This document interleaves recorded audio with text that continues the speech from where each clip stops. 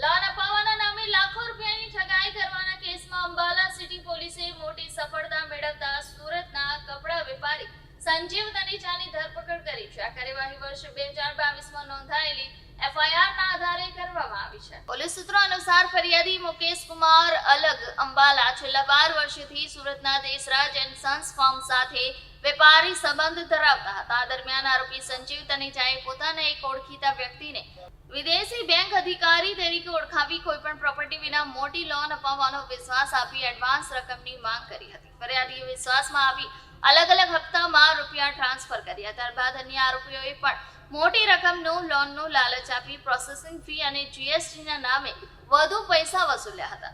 આરોપ છે કે આ તમામ આરોપીઓએ નકલી બેંક દસ્તાવેજો, સ્વિફ્ટ કોડ અને સ્ક્રીનશોટ મોકલી ફરિયાદીનો વિશ્વાસ જાળવી રાખ્યો હતો.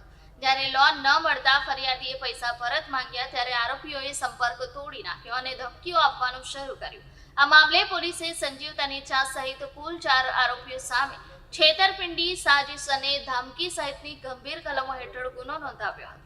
મુખ્ય આરોપીની ધરપકડ બાદ હવે આ કેસમાં તપાસને વેગ આપવામાં આવ્યો છે. પોલીસે અન્ય આરોપીઓની શોધખોળ શરૂ કરી છે. દીપાંશુ ખુરાના.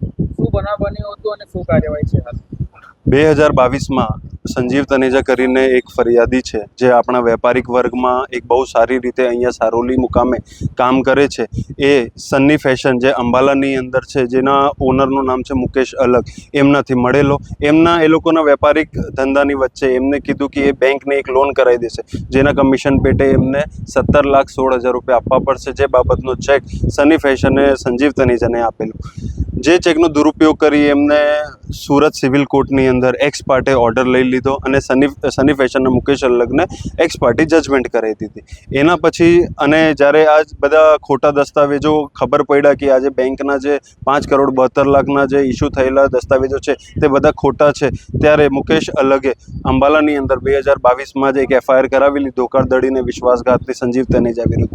એ એફઆઈઆરના દરમિયાન ચાર્જશીટ થઈને ચાર્જશીટ પછી ક્યારે પણ સંજીવ તનેજા હાજર નહીં થતો હતો, તો ત્યારે કોર્ટે ધ્યાન લઈ ત્યાં બેલ કેન્સલ કર્યા અને એમના વિરુદ્ધ વોરંટ કાઢ્યું. વોરંટ કાઢ્યા પછી 11મા મહિનામાં જ્યારે વોરંટ કાઢ્યો એના પછી સંજીવ તનેજા ત્યાં એમના ઘરે કે દુકાને મળતો નહીં હતો.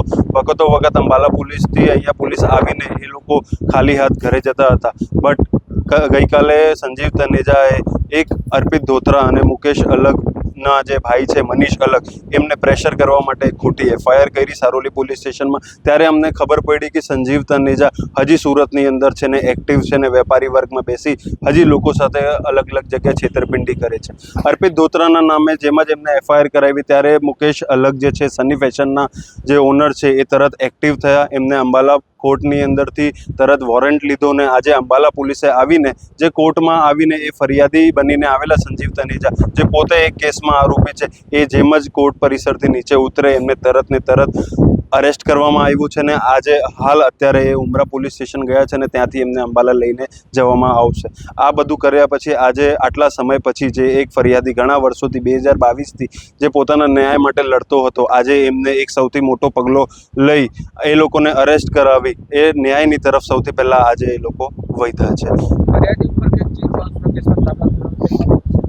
ફરિયાદી નહીં, જે અમારા સની ફેશનના જે ઓનર છે મુકેશ અલગ, એમને જે ચેક જે ખોટા દસ્તાવેજો બતાવી, જે સંજીવ તનેજા છે જે એક વેપારી છે એને ખોટા દસ્તાવેજો બનાવડાવી, એને ખોટા દસ્તાવેજો બતાવી 5,72,00,000નો લોન અપ્રૂવ થઈ ગયો છે એવો એક ખોટા દસ્તાવેજ બતાવી એમની પાસેથી 3%ના કમિશન પેટે 17,16,000નો ચેક લઈને ગયેલો હતો. અને એ ચેક એને સુરત સિવિલ કોર્ટની અંદર પેશ કરી ચેક રિટર્નનો કેસ કરેલો, જેની અંદર સંજીવ તનેજાને જીત મળી હતી. એ પણ એક્સ પાર્ટી જજમેન્ટ હતું. એક્સ પાર્ટી જજમેન્ટ એટલે જ્યાં આરોપીને પોતાનો બચાવનો પક્ષ ન મળે ને એને તક નહીં મળી હોય ત્યારે એક્સ પાર્ટી જજમેન્ટ આવેલી હતી. એટલા માટે એ કેસ છે.